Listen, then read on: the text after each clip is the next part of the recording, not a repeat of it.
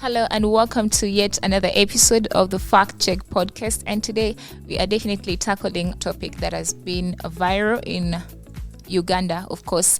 And we are going to be talking about monkeypox, an infectious disease caused by monkeypox virus. My name is Nahawe Sylvia Kajura and I'm with my co-host Rachel Kanyana. Yes, we're going to be tackling this topic. We shall be talking about the symptoms, how many cases have been confirmed in Uganda, and we shall be, of course, talking about the myths that are common on this particular topic. In Uganda, as of October 21st, 2024, we had 152 cases reported and confirmed. That sounds like a big number, doesn't it? It is a big number. Yeah, and with that being said, actually, it's reported that Kampala is the most affected district. That is followed by Nakasongola, Wakiso, Mayuge, Kasese, Mityana, Mukono, and Masindi, which tells us that the entire nation has not really been affected yet. There are no cases across the entire nation on just a few districts as we have listed them. And surely comparing it with COVID-19, it really moved at a very fast rate. And when you look at monkeypox, it's not that people have been talking about so much. People talk about it, and then the next time you don't hear anything about monkeypox. Yeah, that is so true, actually. It was buzzing a lot when they first reported it. And then afterwards, there was a bit of silence around it. And now, as we speak, there is a lot of buzz around it, mentioning or pointing out a lot of cases that have been reported. But before we do it, I would like for us to inform the viewers on the symptoms, or the listeners rather. How does monkeypox manifest? Some common symptoms, you would say, really. And I hope these are not really confusing people, because one might be suffering from monkeypox, but I think, this is something like, just a light fever or something like that. So we need to take keen notes, and we will point out on how or what are the best measures you can take to either find out if you're infected with monkeypox or not. So symptom number 1 is headache, fever, muscle aches and back aches. But also, I feel like what is most distinctive are the swollen lymph nodes and then the distinctive body rash. What do you have to say about that? I think having talked about those symptoms, Ugandans have a mentality of diagnosing themselves. I mean, having all those symptoms, and they get to a conclusion that, okay, I have monkeypox. But I would advise fellow Ugandans, if you really have those symptoms, if you feel like you have those symptoms, it could be any other disease, you can simply visit a doctor to confirm whether it's really monkeypox or not, because you can as well have all those symptoms and it could not be the disease. Yeah, that is so true. Now, to comment about what you've said, as human beings in general, we have a tendency of self-diagnosing ourselves, which is something actually we had a conversation around. If you have been following us for a while, you must have listened to our second episode with Dr. Shifra, where, we tackled that challenge of self-diagnosis. So if you haven't yet, you need to go back and listen to that. It was really an interesting topic as well. So like Sylvia says, you need to go and get a word from the doctor. Go to a health specialist to be properly diagnosed. But with that being said, the distinctive rash that I've talked about, it also manifests in different areas of your body.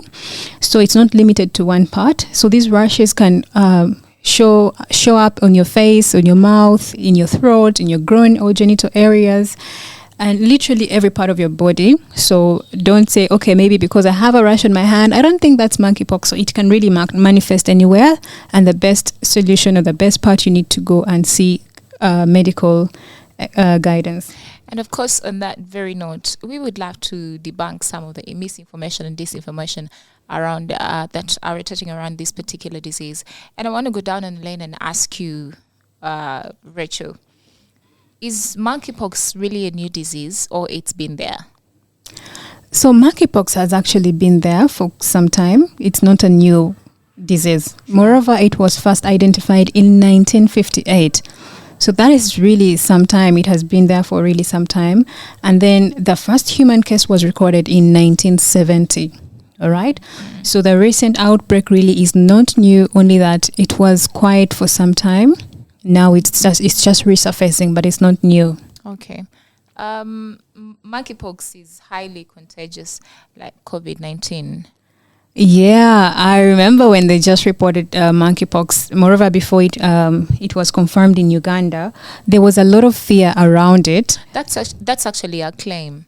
To debunk this claim, really, compared to COVID, monkeypox is actually less contagious because COVID was also airborne, which makes it puts it on a high rank of contagiousness. But also, as for monkeypox, for someone to contract it, it needs you to be physically in contact with someone who is infected through body fluids, but also physical touch per se, and maybe through the animals or the meat or beef. If that animal was infected and you eat it, you're most likely going to be infected. But also another way is through, like, a pregnant lady can transfer the virus to their unborn baby. Those are the major ways, which is different from COVID. Okay.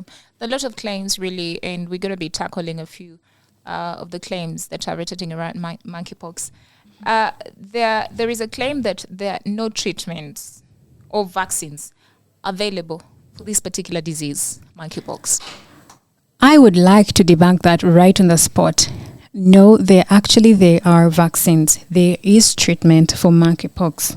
There are vaccines that were created to treat and to manage and to prevent monkeypox. So don't sit at home thinking there is no vaccine and try to self-medicate.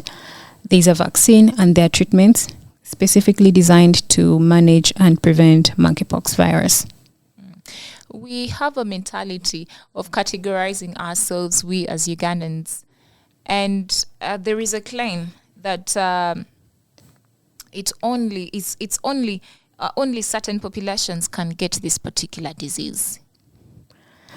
Okay, I would like to say that really sounds absurd, right?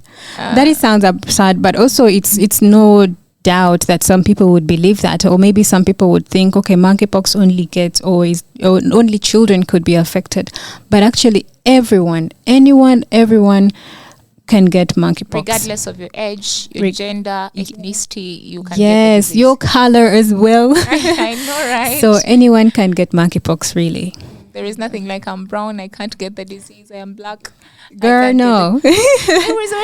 Information spreads so fast. Someone can just put out a claim that brown people cannot get monkeypox, and it spreads the internet. The best part is that's why we have this podcast, to bring you the correct facts here.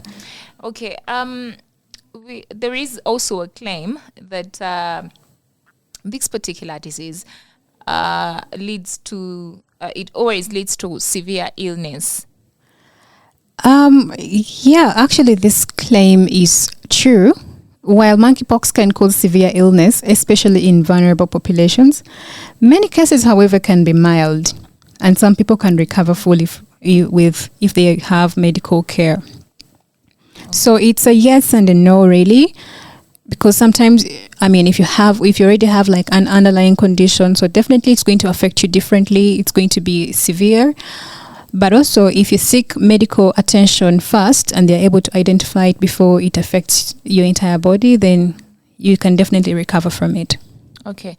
Having tackled some of the claims around this particular disease, I would love to ask some questions to my co-host and get to understand, because there is a lot of information that has been spreading around people getting this particular disease from pets and all that. On this very note, I would love to ask you, Rachel, can you get monkeypox from pets? Actually, yes, you can, especially certain animals like rodents, primates, they can carry monkeypox virus.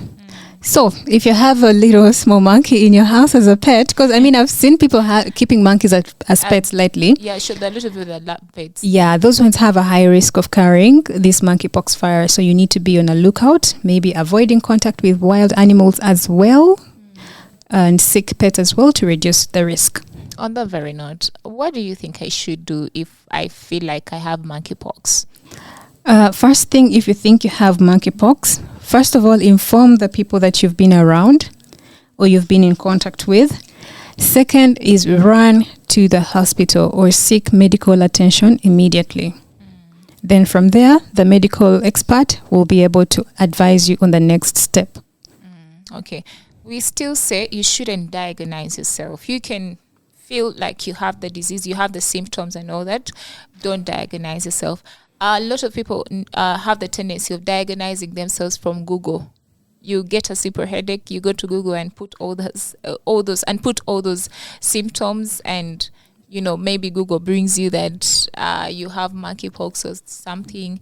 We still say visit the doctor, like my co-host said earlier. Yes. So now, misinformation can lead to panic. I think it's important for us to note that, Rachel. Yeah. And stigmatization of affected individuals.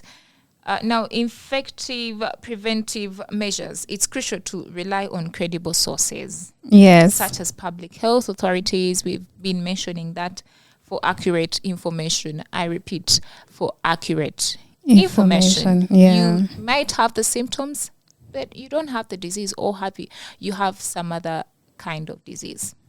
Yeah, I couldn't agree more on that.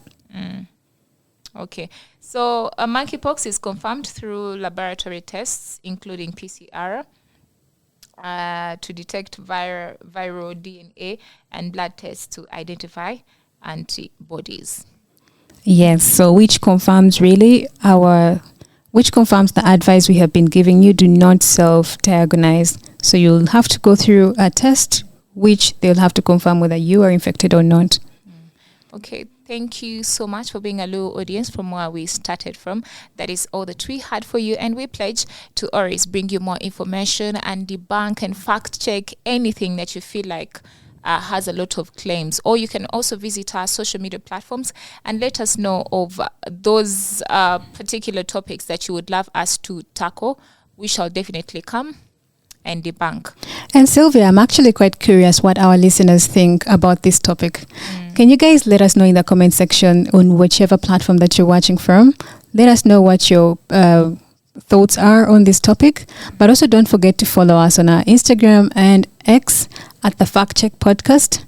And on X, it's the Fact Check _podcast. Visit our YouTube channel and subscribe on our YouTube channel. We are the Fact Check Podcast. See you next time.